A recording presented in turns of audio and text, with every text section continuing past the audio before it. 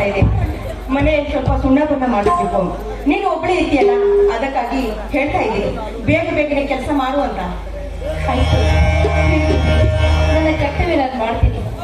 ಹೊಸದಾಗಿ ಸೊಸೆಯಾಗಿ ಗಂಡನ ಮನೆಗೆ ನಡೆಯಲು ಬಂದ ಹೆಣ್ಣಿಗೆ ಗಂಡನ ಮನೆಯಲ್ಲಿ ಇಷ್ಟೊಂದು ಸಂತೋಷ ಇರುತ್ತದೆ ಅಂತ ನಾನು ಪಾಲಿಗೆ ಬಂದಿದ್ದು ಪಂಚಾಮೃತವಂತೆ. ನನ್ನ ಪಾಲಿಗೆ ಬಂದಿದೆ, ನಾನು ಮಾಡ್ತೀನಿ.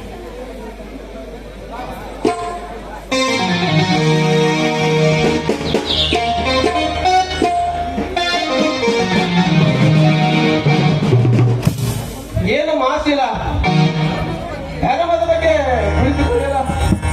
ಬನ್ನಿ ಮಾಮ, ಪೇಟೆಯಿಂದ ಈಗ ಬಂದ್ರ? ಬರ್ಲಾರ್ದೆ ಇನ್ನೇನ್ ಮಾಡ್ತಾರೆ? ಮನೆ ಕಡೆ ತಿಂತಿದ್ರೆ ಸಮಯಕ್ಕೆ ಸರಿಯಾಗಿ ಬರ್ತಾ ಇದ್ರು. ಮನೆ ಕಡೆ ಅವ್ರಿಗೇನು ಚಿಂತೆ ಇದೆ? ಯಾರು ಬರ್ತಾರೋ, ಯಾರು ಹೋಗ್ತಾರೋ, ಏನ್ ಮಾಡ್ತಾರೋ ಸ್ವಲ್ಪ ಕೂಡ ಪರಿಜ್ಞಾನ ಇಲ್ಲ. ಸಾಕು ಮುಚ್ಚ ಬಾಯಿ.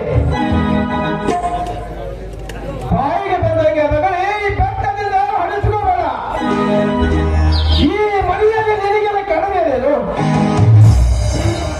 ಚಿನ್ನದಂತ ಸಸಿಗೆ ತೋಡು ಆನಂದ ಕಾಲ ಕಳೆದ್ಬಿಟ್ಟು ಹೊಟ್ಟೆ ಕಿಚ್ಚು ಪಡಿದೆ. ಅತ್ತೆ ತಿಳಿಯದೆ ಏನಾದ್ರೂ ತಪ್ಪು ಮಾತಾಡಿದ್ರೆ ನೀವು ಅದನ್ನೇ ಮನಸ್ಸಿಗೆ ಹಚ್ಕೊಂಡು ಈ ರೀತಿ ಅವಳನ್ನು ಬೈಬೇಡಿ. ಅತ್ತೆ ಪರವಾಗಿ ನಾನು ನಿಮ್ಮ ಪಾಲಿಗೆ ಕಾಲಿಗೆ ಬಿದ್ದು ನಿಮ್ಮನ್ನು ಕ್ಷಮೆ ಕೇಳ್ತೇನೆ. ಮೇಲೆಳ ಮಶೀಲ, ನಿನ್ನಂತ ಸದ್ಗುಣ ಅವಳಿಗೆ ಬರಬೇಕು.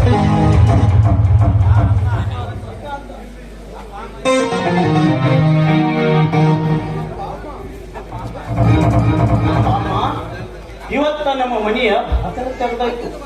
ಬಾಗಿಲ ಬಾಕಲ ಒಟ್ಟಾರೆ ನಾವು ಮಣ್ಣಿನ ಮಕ್ಕಳ ಹುಟ್ಟೋದಕ್ಕೂ ಸಾರ್ಥಕವಾಯ್ತು.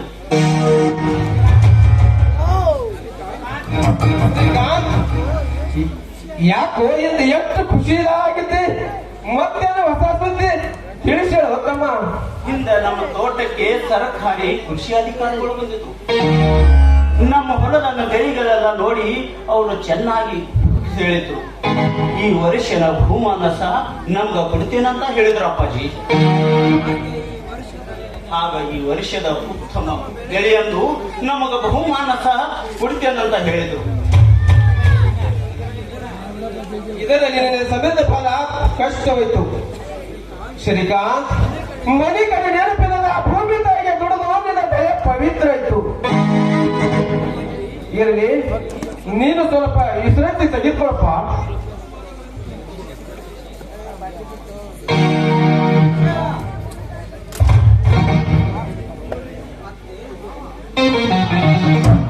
ಅತ್ತೆ ಮಾವ, ಮನೆಯಲ್ಲಿ ಸಂಭ್ರಮದ ವಾತಾವರಣ ಇದ್ದಂತೆ ಕಾಣುತ್ತೆ. ಏನಪ್ಪಾ ಜಗದೀಶ್, ಎಲ್ಲ ಕ್ಷೇಮಗಿದೆಯಾ?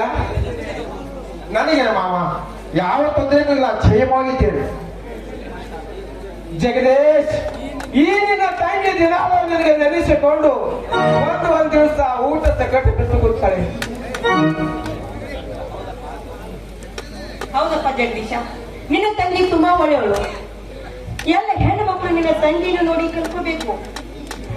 ನಿಮ್ಮ ಪ್ರೀತಿ ತುಂಬಾ ತುಂಬಾ ದೊಡ್ಡದಿದೆ. ಅದಲ್ಲದೆ ಇವಳನ್ನು ಒಣಗಬೇಕಂದ್ರೆ ಶಬ್ದನೇ ಸಾಲುದಿಲ್ಲ.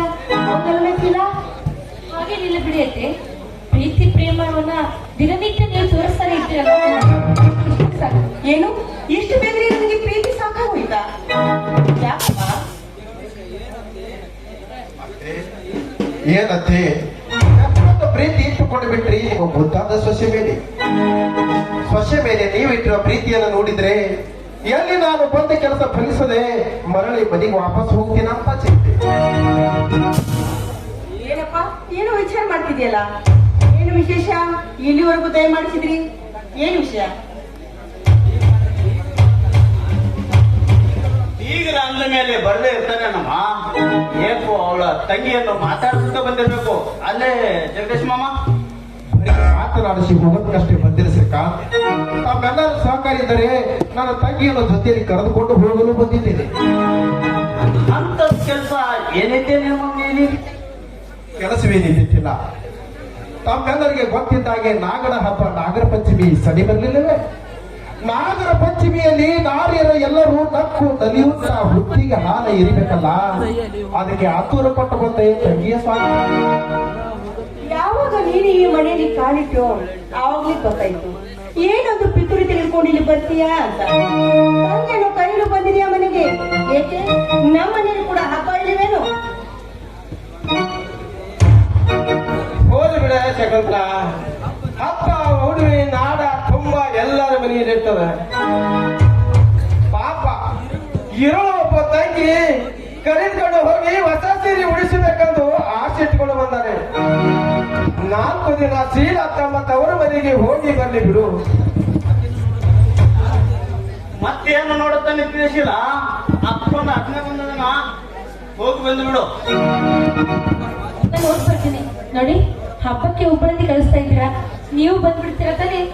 ಖಂಡಿತ ಬರ್ತೀನಿ. ಬೇಗನೆ ಬಂದ್ಬಿಡಿ. ನೋಡಪ್ಪ ಜಗದೀಶ್, ಹಬ್ಬ ಮುಗಿದ ಬೇಡ ತೆಪ್ಪನಾದೆ ಕಳಿಸಿಕೊಡು ನಮ್ಮ ಸಸೀನ. ಯಾಕಂದ್ರೆ ಮನೆ ಕಡೆ ನೀವು ಮತ್ತೆ ಒಬ್ಬಳೆ ಇರ್ತಾಳೆ, ಬೇಜಾರು ಮಾಡ್ಕೊತಾಳ. ಹಾಗೆ ಯಾರು ಬೇಡಂತಾರೆ, ಹಬ್ಬ ಮುಗಿದ ನಂತರ ನಾನೇ ಬಂತ ಕಳಿಸಿ ಹೋಗ್ತೀನಿ. ಆಯ್ತೆ ಜಗದೀಶ್ ಮಾಮ, ನೀನು ಬರುವಾಗೇನು ಅವಶ್ಯಕತೆ ಹಬ್ಬಕ್ಕ ನಾನೇ ಆ ಕಡೆ ಬರ್ತೀನಿ, ಬರುವಾಗ ಅವಳನ್ನು ತಗೊಂಡು ಬರ್ತೀನಿ. ಯಾರು ಬೇಡಂತಾರೆ ಶ್ರೀಕಾಂತ್, ನೀನು ತಪ್ಪದೆ ಹಬ್ಬಕ್ಕೆ ಬರಬೇಕು. ಹಾ, ನಾವೆಲ್ಲ ಬರ್ತೀವಿ. ಎಲ್ಲರಿಗೂ ನಮಸ್ಕಾರ. ಪಂಚಮಿ ನಾಯಕ ಮರೆಯಲಿ ಹೋಗಲಿಗೆ ತವರೂರಿಗೆ, ನಾನು ಹೋಗಲಿಗೆ ತವರೂರಿಗೆ.